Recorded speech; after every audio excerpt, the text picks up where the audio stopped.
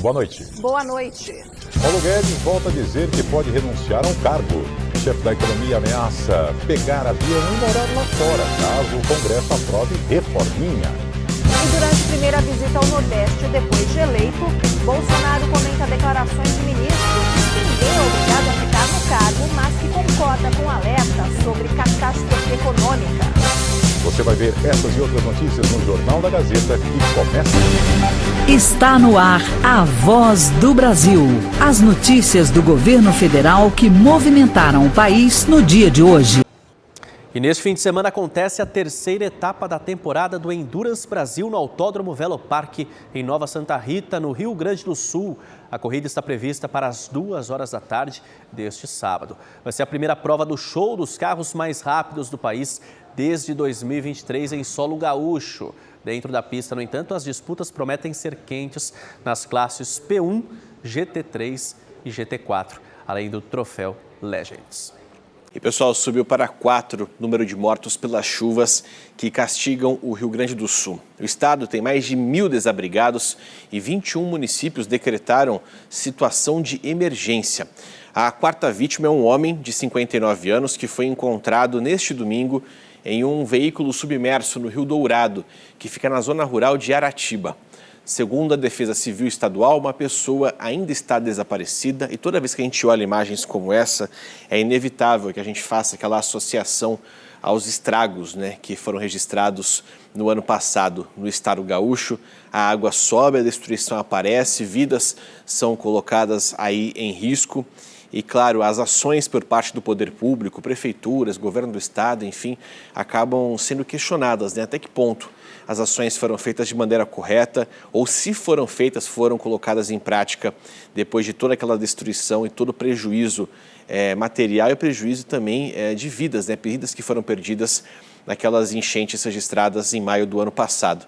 Agora a gente observa o sofrimento mais uma vez das pessoas, a angústia com medo que o nível da água de rios e córregos suba com mais intensidade quando a chuva vier e a destruição seja registrada mais uma vez. Eu fico pensando, até quando a gente vai ficar noticiando casos como esse, Até quando a gente vai mostrar famílias perdendo tudo ou então perdendo pessoas ali, vidas de pessoas queridas para as desgraças que são ali registradas toda vez que chove com intensidade no sul do país. SBT News, o maior canal de notícias do YouTube. A motorista ficou ferida após cair no canteiro central da Avenida Bandeirantes, em Ribeirão Preto. Segundo informações das equipes que atenderam a ocorrência, a condutora do veículo teria confundido os pedais e acabou caindo no local. Apesar do susto, a mulher foi socorrida com ferimentos leves. Em meio à disputa comercial com os Estados Unidos, a China vem investindo pesado aqui no Brasil. Para especialistas, os asiáticos enxergam o nosso país como um novo e grande mercado para a chamada economia verde. Um trânsito que carrega quase 125 milhões de veículos pelas ruas do Brasil agora vem ganhando novas caras, ou melhor, novos chassis. São os carros elétricos, que têm zero emissão de carbono. Esta montadora de veículos chinesa está há 2 anos operando em solo brasileiro. Agora decidiu montar uma fábrica para produzir modelos asiáticos dentro do país.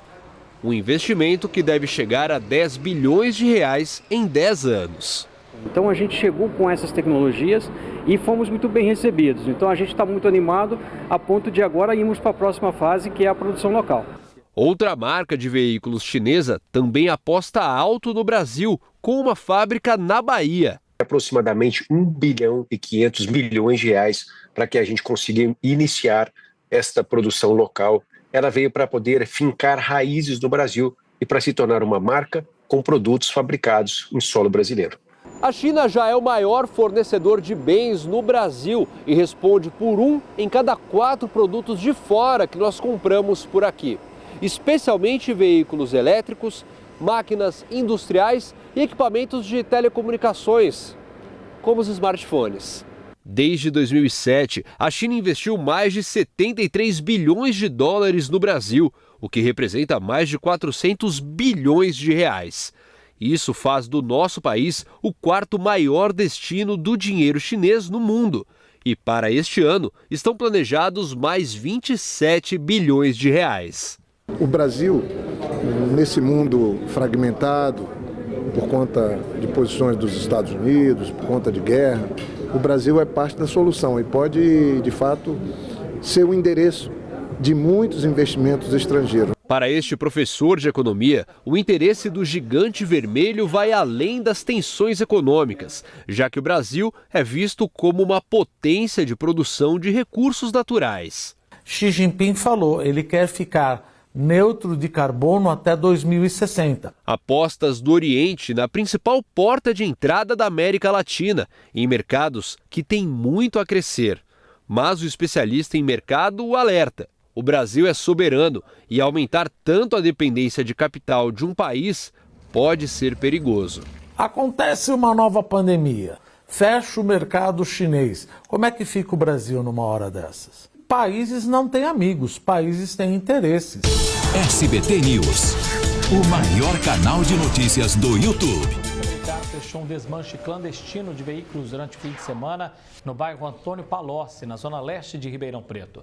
Segundo a PM, no local foram encontrados 2 carros já sendo preparados para desmanche, além de chaves, placas e peças de outros veículos. Um homem de 50 anos foi preso em flagrante. Ele já tinha sido preso outras 2 vezes e, detalhe, pelo mesmo crime. E um veículo capotou ontem pela manhã na rodovia Brigadeiro Faria Lima, em Taquaral. De acordo com a Artesp, a motorista que estava no sentido Abebedouro perdeu o controle da direção e acabou batendo contra a defensa metálica. Além da motorista, outros 3 ocupantes no carro foram socorridos, mas o estado de saúde das vítimas não foi atualizado. O caso será investigado. Uma mulher foi presa em flagrante depois de matar o marido em São Paulo. O casal teria entrado em conflito durante uma discussão. Ela atingiu o homem de 33 anos com golpes de faca.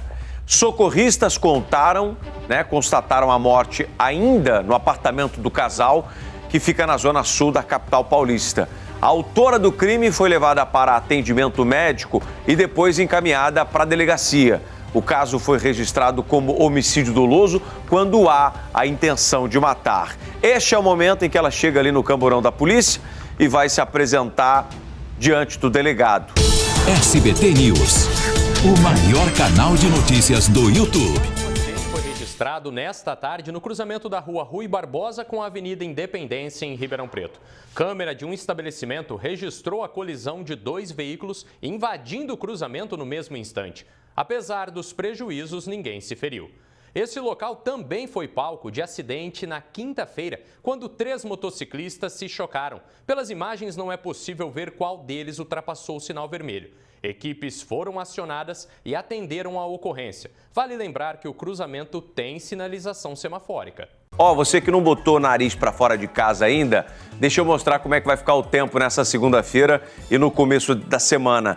A gente começa mostrando essas imagens belíssimas da zona sul de São Paulo, imagem da Ponte Estaiada. Hoje o dia promete ser de frio intenso, com a chegada de mais uma massa de ar polar. A frente fria vai mudar o tempo e a expectativa é de chuva no final da tarde e no início da noite. Atenção para rajadas de vento que podem ultrapassar os 60 km por hora. Mínima de hoje fica nos 17 graus e a máxima vai até 27, ou seja, uma certa amplitude térmica ali. Já a partir de amanhã, a temperatura vai cair. Fica o alerta, hein? A mínima vai ser de 7 graus. Então, essa temperatura que a gente está vivendo hoje pode considerar calor, se for comparar com a partir de terça-feira. SBT News, o maior canal de notícias do YouTube. Um grupo de 120 brasileiros repatriados dos Estados Unidos desembarcou neste sábado no aeroporto de Fortaleza, no Ceará. De acordo com o secretário nacional de Promoção e Defesa dos Direitos Humanos, Bruno Teixeira, o governo federal colocou em prática um novo modelo de acolhimento para auxiliar na triagem dos passageiros. Que todos que chegam no território brasileiro tenham um acompanhamento de saúde, psicossocial, assistencial e, sobretudo, a garantia da segurança e a volta célere para suas casas, para o reencontro com as suas famílias. Esse é o compromisso do presidente Lula, o compromisso da ministra Macaé, que assumiram, junto ao conjunto da sociedade, que todos que chegarem em território nacional terão seus direitos humanos garantidos. Um levantamento mostra que as mulheres têm menos reserva financeira e mais de 70% afirmam ter feito empréstimos nos últimos 12 meses. Uma das razões é que muitas de nós recorrem ao crédito para assegurar as contas da casa e da família. Viúva e mãe de 4 filhos, Silvani já perdeu as contas de quantos boletos estão atrasados. A dívida não para de crescer. Eu trabalhava em casa de família e casa de família não paga muito, é pouco, né? E aí foi acumulando as contas.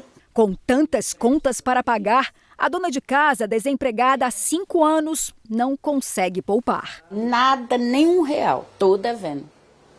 Se você puxar lá agora, eu estou devendo. Mais de 75% das mulheres brasileiras não possuem nenhuma reserva financeira, enquanto no universo masculino esse percentual é de 70%.